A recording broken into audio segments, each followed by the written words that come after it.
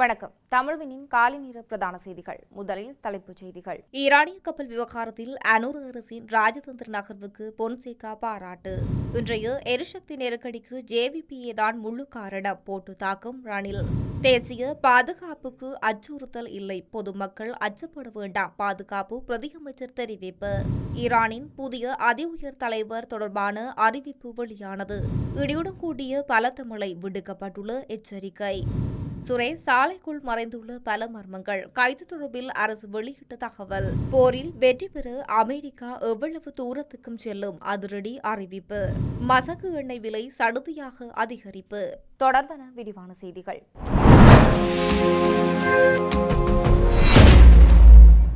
சர்வதேச கடற்பரப்பில் தாக்குதலுக்குள்ளான ஈரானிய கப்பல் மாலுமிகளை மீட்டதன் மூலம் இலங்கை சர்வதேச சட்டங்களுக்கு உட்பட்டு மிகச் சரியான முடிவை எடுத்துள்ளது என்று முன்னாள் ராணுவ தளபதி சரத் பொன்சேகா தெரிவித்துள்ளார்.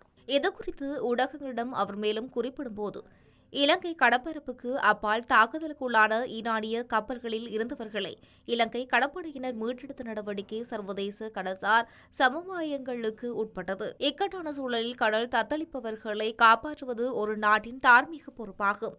தாக்குதலுக்குள்ளான பகுதியில் ஓர் அமெரிக்க கப்பல் இருந்திருந்தால் கூட சர்வதேச சட்டத்தின்படி அவர்கள் ஈரானிய படையினரை காப்பாற்றியிருக்க வேண்டும். அதுவே சர்வதேச நீதியாகும். போர்க்களத்தில் எதிரணி சரணடைய முன்வந்தால் கூட அவர்களை சுட்டுக் கொள்வதற்கு சர்வதேச சட்டத்தில் இடமில்லை. அவ்வறிக்கையில் விபத்துக்குள்ளானவர்களை காப்பாற்றுவது கட்டாயமானதாகும். ஈரானிய கப்பல் விவகாரத்தில் இலங்கை அரசாங்கம் எடுத்த முடிவு சர்வதேச ரீதியில் அங்கீகரிக்கப்பட வேண்டியது. ஒருவேளை இலங்கை இந்த மனிதாபிமான நடவடிக்கையை முன்னெடுக்க தவறியிருந்தால் சர்வதேச மட்டத்தில் கடும் விமர்சனங்களுக்கும் நெருக்கடிகளுக்கும் முகம் கொடுக்க வேண்டியிருந்திருக்கும் என்று குறிப்பிட்டுள்ளார்.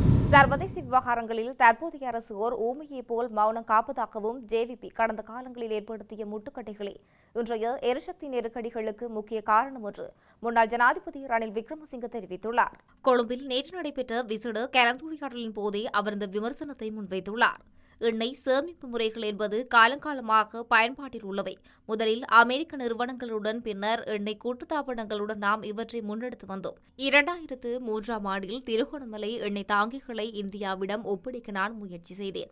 அன்றே அந்த திட்டம் நிறைவேறியிருந்தால் இலங்கைக்கு இன்று இவ்வளவு பாரிய நெருக்கடி வந்திருக்காது. எண்ணெய் தாராளமாக கிடைத்திருக்கும். ஆனால் அதனை எதிர்த்தது யார்? ஜேவிபி தான். அதனை எம்மால் மறக்க முடியாது என்று சாடியுள்ளார். மேலும் 2015ஆம் ஆண்டிலும் இந்த திட்டம் ஜேவிபியால் தடுக்கப்பட்டதாக குறிப்பிட்ட அவர் 2024ஆம் ஆண்டில் நிறைவடைந்திருக்க வேண்டிய விசாகப்பட்டினம் இலங்கை இடையிலான எண்ணெய் குழாய் திட்டத்தையும் அனூர் தலைமையிலான தரப்பினரே முடக்கியது என்று அவர் தெரிவித்துள்ளார். இந்த திட்டம் செயற்பாட்டில் இருந்திருந்தால் தற்போதைய நெருக்கடியின் போது நமக்கு உதவுவதை இந்தியா தனது கடமையாக கருதியிருக்கும். அது மட்டுமன்றி நாம் கொண்டு வந்த புதுப்பிக்கத்தக்க எரிசக்தி திட்டங்களையும் அவர் தடுத்திருந்தார்.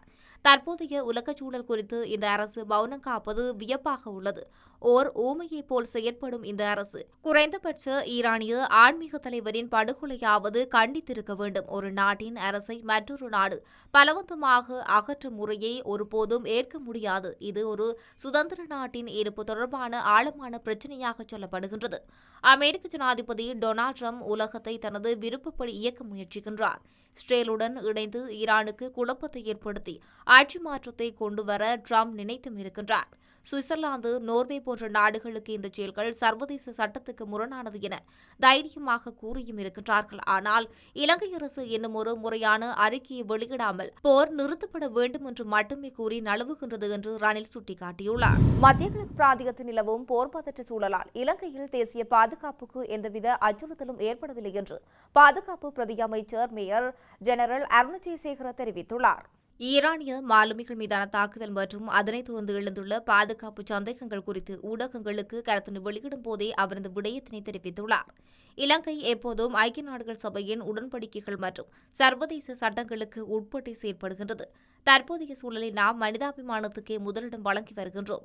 தேசிய பாதுகாப்பு தொடர்பில் அரசு மிகுந்த பொறுப்புடன் செயற்பட்டு வருவதால் பொதுமக்கள் இதுகுறித்து எவ்வித அச்சமும் கொள்ள தேவையில்லை.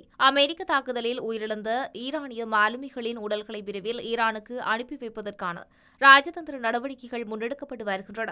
மனிதாபிமான அடிப்படையில் இந்த செயற்பாடுகள் துரிதப்படுத்தப்பட்டுள்ளன. மத்திய கிழக்கு விவகாரத்தில் இலங்கை நடுநிலையை பேணுவதோடு தனது எல்லைக்குட்பட்ட பகுதிகளில் பாதுகாப்பை உறுதிப்படுத்த தேவையான அனைத்து முன்னெச்சரிக்கை நடவடிக்கைகளையும் எடுத்துள்ளதாக தெரிவித்துள்ளார். ஈரானிய புதிய அதிஉயர் தலைவராக அயதுல்லா அலி கமேனிக்கு பதிலாக அவருடைய மகன் மொஜ்தபா கமேனியை அந்நாட்டு நிபுணர்கள் சபைக்கு தெரிவு செய்துள்ளதாக ஈரானிய அரசு ஊடகங்களுக்கு தெரிவித்துள்ளது. அமெரிக்க மற்றும் ஆஸ்திரேலிய ராணுவ நடவடிக்கையின் போது கடந்த 28ஆம் தேதி ஈரானிய அதிஉயர் தலைவரான அயதுல்லா அலி கமேனி கொல்லப்பட்டார். இந்த நிலையில் அங்கு இடைக்கால பொறுப்பை நிபுணர்கள் சபை ஏற்றது. பின்னர் 88 பேர் கொண்ட நிபுணர்கள் சபை புதிய அதிஉயர் தலைவரை தெரிவு செய்வதற்கான நடவடிக்கைகளை எடுத்திருந்த நிலையில் நேற்று இந்த முடிவு இறுதி செய்யப்பட்டுள்ளதாக ஈரானிய அரசு ஊடகங்கள் தெரிவித்துள்ளது. 56 வயதான மொஜ்தபா கமேனி திரைமறைவில் பெரும் செல்வாக்கு செலுத்தும் நபர் ஒருவராக கருதப்பட்டுள்ளார். பாசிஸ் துணை ராணுவ படையினர் வழிநடத்தியது மற்றும் இஸ்லாமிய புரட்சிகர பாதுகாப்பு படையுடன் நெருங்கிய தொடர்பை பேணி வந்தது போன்ற குற்றச்சாட்டுகள் அவர் மீது முன்வைக்கப்பட்டுள்ளது. எனினும் இவ்வாறான யூகங்கள் அடிப்படையில் குற்றச்சாட்டுகள் எழுந்திருந்த போதும் இதுவரை இவர் இஸ்லாமிய குடியரசில் எந்தவொரு அதிகாரப்பூர்வ பதவியையும் வகிக்கவில்லை. கடந்த காலத்தில் மொஜ்தபா கமேனியின் பெயர் இந்த பதவிக்கு பரிந்துரைக்கப்பட்டது. 40 ஆண்டுகளுக்கு மேலாக தமது செல்வாக்கை வளர்த்தெடுத்து அவரது தந்தையை போன்ற ஒரு தலைவராக உருவெடுப்பதற்கு சில காலம் எடுக்கும் என தெரிவிக்கப்பட்டது. ஆட்சியின் உயர்மட்ட பிரிவுகளுக்கு இடையே நிலவும் பல்வேறு பிளவுகளை சரி செய்யும் ஒரு மத்தியஸ்தராக செயற்படுவதே இப்போது அவரது முக்கிய பணியாக இருக்கும் என்று எதிர்பார்க்கப்படுகிறது. நாட்டின் தென் மாகாணத்திலும் ரத்னபுரி, கொழும்பு மற்றும் களுத்துறை ஆகிய மாவட்டங்களிலும் சில இடங்களில் இன்று பிற்பகல் 2 மணிக்கு பின்னர் மழையோ அல்லது இடியுடன் கூடிய மழையோ பெய்யக்கூடிய சாத்தியக்கூறுகள் காணப்படுகின்றது. இலங்கையின் இன்றைய வானிலை நிலவரம் குறித்து வளிமண்டலவியல் திணைக்களம் வெளியிட்ட முன்னறிவிப்பில் இது தெரிவிக்கப்பட்டுள்ளது. இந்த குறிப்பிடப்பட்ட பகுதி தவிர்த்த நாட்டின் ஏனைய பிரதேசங்களில் பிரதானமாக வறண்ட வானிலை நிலவும் என எதிர்பார்க்கப்படுகின்றது.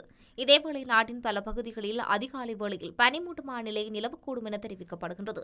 அதற்கமைய மேல், மத்திய சப்ரகம்புவ, ஊவா மற்றும் வடமேல் மாகாணங்களிலும் மன்னார், வவுனியா, காலி மற்றும் மாத்தறை ஆகிய மாவட்டங்களிலும் சில இடங்களில் அதிகாலை வேளையில் இத்தகைய பனிமூட்டமான நிலை எதிர்பார்க்கப்படலாம். இதனால் ஏற்படக்கூடிய வீதி விபத்துக்களை தவிர்க்கும் பொருட்டு பனிமூட்டமான காலப்பகுதியில் வாகனங்களை செலுத்தும் சாரதிகள் மிகுந்த அவதானத்துடன் செலுத்துமாறு வளிமண்டலவியல் திணைக்களம் மேலும் அறிவித்துள்ளமை குறிப்பிடத்தக்கது.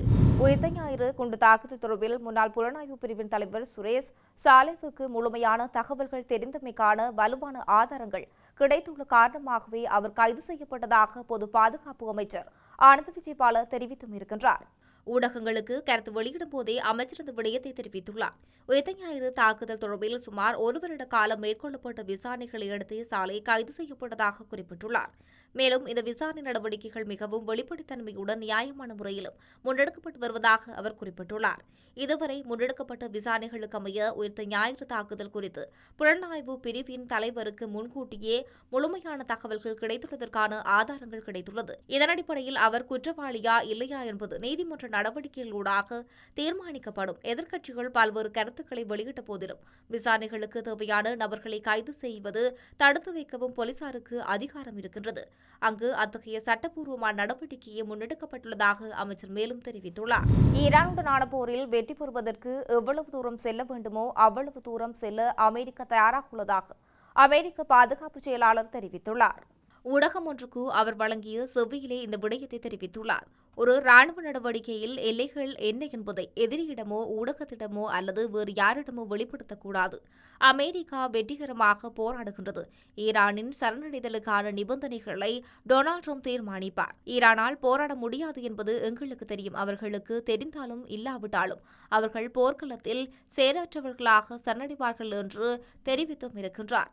மேலும் ஈரானின் கடற்படை பெரும்பாலும் அழிந்துவிட்டது என்றும் அது தொடர்ந்து வலுவிழந்து கொண்டே இருக்கிறது என்று அவர் குறிப்பிட்டுள்ளார். இது ஒரு ஆரம்பம் மட்டுமே என அவர் எச்சரிக்கை விடுத்தும் இருக்கின்றார். மத்திய கிழக்கின் முக்கிய எரிசக்தி உற்பத்தியாளர்கள் உற்பத்தியை குறைத்ததை தொடர்ந்து சர்வதேச சந்தையில் நேற்று மசகு எண்ணெய் பீப்பாய் ஒன்றின் விலை $100 அதிகமாக உயர்ந்துள்ளது. ஈரான் மீதான அமெரிக்க இஸ்ரேல் போர் காரணமாக எண்ணெய் மற்றும் எரிவாயு போக்குவரத்துக்கான உலகின் மிக முக்கியமான கடல்பாதைகளில் ஒன்றான ஹார்முஸ் முடங்கியுள்ளது.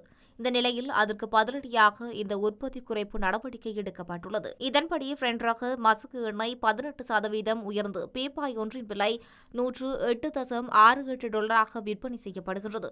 அமெரிக்காவின் மசகு எண்ணெய் சுமார் 20% அதிகரித்து பீப்பாய் ஒன்றின் விலை 108 அமெரிக்க டாலராக உயர்ந்துள்ளது. 2022 பிப்ரவரியில் உக்ரைன் மீது ரஷ்யா படையெடுத்த போது மசகு விலை $100 தாண்டியது. அதற்கு பிறகு ஏற்பட்ட மிகப்பெரிய விலை உயர்வு இதுவாகும் என சர்வதேச ஊடகங்கள் தெரிவித்துள்ளது. செய்தி நிறைவாக மீண்டும் தலைப்புச் செய்திகள். ஈரானிய கப்பல் விவகாரத்தில் அனூர் அரசின் ராஜதந்திர நகர்வுக்கு பொன்சேகா பாராட்டு. இன்றைய எரிசக்தி நெருக்கடிக்கு ஜேவிபியே தான் முழு காரணம். போட்டு தாக்கும் ரணில். தேசிய பாதுகாப்புக்கு அச்சுறுத்தல் இல்லை, பொதுமக்கள் அச்சப்பட வேண்டாம், பாதுகாப்பு பிரதியமைச்சர் தெரிவிப்பு. ஈரானின் புதிய அதி உயர் தலைவர் தொடர்பான அறிவிப்பு வெளியானது. இடியுடன் கூடிய பலத்த மழை, விடுக்கப்பட்டுள்ள எச்சரிக்கை. சுரேஷ் சாலைக்குள் மறைந்துள்ள பல மர்மங்கள், கைது தொடர்பில் அரசு வெளியிட்ட தகவல். போரில் வெற்றி பெற அமெரிக்கா எவ்வளவு தூரத்துக்கும் செல்லும், அதிரடி அறிவிப்பு. மசகு எண்ணெய் விலை சடுதியாக அதிகரிப்பு. இத்துடன் தமிழ்வினின் காலை நேர பிரதான செய்திகள் நிறைவடைகின்றன. செய்திகளை உடனுக்குடன் அறிந்து கொள்ள தமிழ்வின் என்ற யூடியூப் பக்கத்தினூடாக இணைந்திருங்கள். வணக்கம்.